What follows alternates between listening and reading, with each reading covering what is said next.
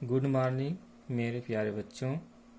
मैं Dharmendra Pratap Singh Chaudhary Jokhan Singh inter college जवाइन से आप लोगों को ज्ञात होगा कि मेरे पिछले वीडियो में आप लोग वर्ण परिचय का अध्ययन किया था। आज आप लोगों को मैं वर्णों के उच्चारण स्थान के बारे में बताएंगे, यानी वर्णों का उच्चारण स्थान कहाँ कहाँ से होता है, इसके बारे में आप लोग विस्तार से अध्ययन करेंगे। तो इस वीडियो में आप लोग ध्यान पूर्वक वर्णों के उच्चारण स्थान के बारे में अध्ययन करिए। हेडिंग है वर्णों के उच्चारण स्थान। वर्णों के उच्चारण स्थान 7 हैं। वर्णों के उच्चारण स्थान कुल कितने हैं? 7 हैं। कौन कौन से हैं? कंठ, तालु, मूर्धा, दंत, ओष्ठ, नासिका और जिह्वा। ये कुल 7 हैं। उच्चारण स्थान के आधार पर निम्नलिखित प्रकार के वर्ण होते हैं, यानी ये 7 तो आप लोग जान लिए कि कंठ, ताल, मूर्धा, दंत, ओष्ठ, नासिका और जिह्वा, ये 7 वर्णों के उच्चारण स्थान हैं।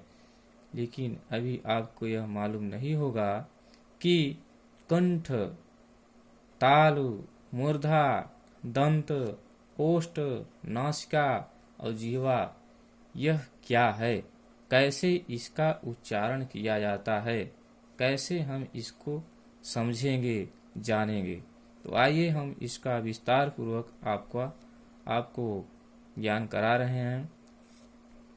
पहला है इसमें कंठ वर्ण। क्या है? कंठ वर्ण। इसका सूत्र है अकुह विसर्जनीयानाम कंठ, यानी आप सूत्र के माध्यम से बड़े आसानी से कंठ वर्ण में कौन कौन से वर्ण आते हैं विस्तार पूर्वक आप समझ सकते हैं। तो अकुह विसर्जनीयानाम कंठ अर्थात अ, आ, क वर्ग। क वर्ग माने क, ख, ग, घ, अंगा। प्रत्येक वर्ग में 5 वर्ण होते हैं। तो यह क वर्ग है, तो क वर्ग में कुल 5 वर्ण कौन कौन से हुए? क, ख, ग, घ, अंग। और ह विसर्ग। कंठ से उच्चारित होने के कारण कंठ वर्ण कहलाते हैं, यानी अ, आ, क, ख, ग, घ, अंग, ह और विसर्ग ये सभी कंठ से उच्चारित होते हैं। अतः इन्हें कंठ वर्ण कहा गया है। अब आप कैसे समझेंगे कि अ कैसे कंठ से निकल रहा है? तो आप इसका अभ्यास करेंगे। जैसे अ बोलेंगे तो अ कहाँ से उच्चारित हो रहा है? मुख के निचले हिस्से में जो कंठ है उसी पर इसका जोर पड़ रहा है, अर्थात वहीं से इसका उच्चारण हो रहा है और इसलिए इसे हम कंठ वर्ण कहेंगे। इसी तरह आ, क, ख, ग, घ, अंग, ह और विसर्ग ये सभी कंठ वर्ण है। दूसरा है तालव्य वर्ण। इसका सूत्र है इच यशानाम तालु। अब इसको हम विस्तार पूर्वक इस तरह समझेंगे। ई च वर्ग, यानी च, छ, ज, झ, इय, य और श तालु से उच्चारित होते हैं, इसलिए ये तालव्य वर्ण कहलाते हैं। यानी ई और च, छ, ज, झ, इय, य और श, जब इन सब वर्णों को हम बोलेंगे तो हमें ताल की सहायता लेनी पड़ेगी, ताल की मदद लेनी पड़ेगी, तभी हम इन वर्णों को बोल सकते हैं। इसलिए इन्हें तालव्य वर्ण कहा गया। अगला है मूर्धन्य वर्ण। मूर्धन्य वर्ण इसका सूत्र है ऋतु रसाणाम मूर्धा। यानी री, बड़ी री, ट वर्ग, ट, ठ, ड, ढ, अड़, र और श ये मूर्धन्य वर्ण है, क्योंकि इनका उच्चारण स्थान मूर्धा है। अगला है दंत्यवर्ण। इसका सूत्र है लृतुलसानां दंताः, यानी लृ, त वर्ग, त, थ, द, ध, न, ल और श दंत्य वर्ण कहलाते हैं, क्योंकि इनका उच्चारण स्थान दंत है। कैसे समझेंगे आप? जैसे आप बोलिए लृ, तो लृ बोलने में सबसे अधिक सहायता हम दांत की ले रहे हैं, इसलिए इसे दंत्य वर्ण कहा गया। इसी तरह त बोलिए, त बोलने पर हमें दांत की सहायता लेना पड़ रहा है। अगर दांत की सहायता न लें तो हम त, थ, द, ध, न और ल नहीं बोल सकते, अर्थात अच्छे से उचित रूप से इसका उच्चारण नहीं कर सकते, इसलिए इसे दंत्य वर्ण कहा गया। अगला है ओष्ठ्य वर्ण। इसका सूत्र है उपधमानीयानाम ओष्ठव, अर्थात उ, प वर्ग यानी प, फ, ब, भ, म और उपधमानीय वर्ण ओष्ठ से बोले जाने के कारण इन वर्णों को ओष्ठ्य वर्ण कहते हैं। अर्थात यदि आप उ को उच्चरित करेंगे, उ को बोलेंगे, तो सबसे ज़्यादा मदद किसकी लेनी पड़ेगी? ओष्ठ की। अगर आप ओष्ठ बंद रखिए और उ बोलिए तो क्या सही से आप उच्चारण कर सकते हैं?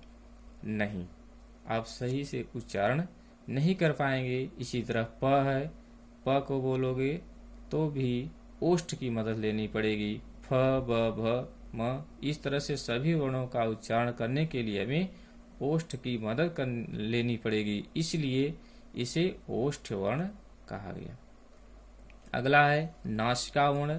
इसका सूत्र है अमंगलनाम नासिका च, अमंगलनानाम नासिका च, अर्थात इयम, अंग, अड़, न और अनुस्वार नाक से उच्चरित होने के कारण इन्हें नासिका वर्ण कहते हैं।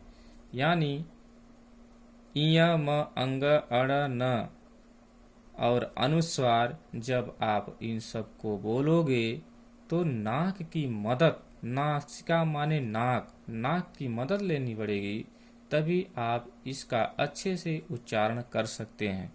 तो आप अगर नाक की सहायता न लीजिए, अब बोलिए इय, तो आप बोल लोगे, नहीं बोल पाओगे। इसी तरह म का भी सही से उच्चारण नहीं कर पाओगे। तो इसमें नासिका की मदद ली गई, इसलिए इसे नासिक वर्ण कहा गया। अगला है कंठ तालव्य वर्ण। ए दयतोह कंठ ताल, यह इसका सूत्र है। अर्थात ए और अय का उच्चारण कंठ और ताल दोनों से होने के कारण ए कंठ तालव्य वर्ण कहलाते हैं। यानी ए और अय ये दो ऐसे वर्ण हैं जिनका उच्चारण करने में हमें कंठ और ताल की मदद लेनी पड़ेगी, तभी आप इसका उच्चारण कर सकते हैं। अगला है कंठ ओष्ठ्य वर्ण। इसका सूत्र है ओ दौ तोह कंठ ओष्ठम, अर्थात ओ और औ का उच्चारण स्थान कंठ एवं ओष्ठ दोनों है, इसलिए ए कंठ ओष्ठ्य वर्ण कहे गए हैं। यानी जब हम ओ और औ का उच्चारण करेंगे तो कंठ और ओष्ठ दोनों की मदद लेनी पड़ेगी, तब इसका उच्चारण सही से हो पाएगा। तो इसलिए इसे कंठ ओष्ठ्य वर्ण कहा गया। अगला है दंत ओष्ठ्य वर्ण। व का उच्चारण स्थान दांत और ओष्ठ है। यानी जब हम व को बोलेंगे तो दांत और ओष्ठ दोनों की मदद लेनी पड़ेगी, तभी हम व का उच्चारण कर पाएंगे, इसलिए इसे दंत ओष्ठ्य वर्ण कहा गया। अगला है जिह्वा मूलीय वर्ण। जिह्वा मूली का उच्चारण स्थान जिह्वा मूल है, इसलिए इसे जिह्वा मूलीय वर्ण कहा गया। तो मेरे प्यारे बच्चों, यह मेरा वर्णों के उच्चारण स्थान के बारे में जो वीडियो बन रहा है, इसे आप कक्षा 8, कक्षा 9, कक्षा 10, कक्षा 11, कक्षा 12 इन सभी कक्षाओं के छात्र एवं छात्राएं विधिवत अध्ययन कर सकते हैं, यानी सभी के लिए यह उपयोगी है। तो आप चाहे 8 में पढ़ रहे हों या 9 में या 10 में या 11 में या 12 में, तो मेरे इस वीडियो का आप अध्ययन करिए, तो आपको बहुत ही लाभ होगा। तो अब व्याकरण में अगला चैप्टर हम अगले वीडियो में विधिवत बना के देंगे, तो आप लोग अध्ययन करिएगा। तब तक मेरे इस वीडियो का आप अध्ययन करिए और इसका लाभ लीजिए। धन्यवाद।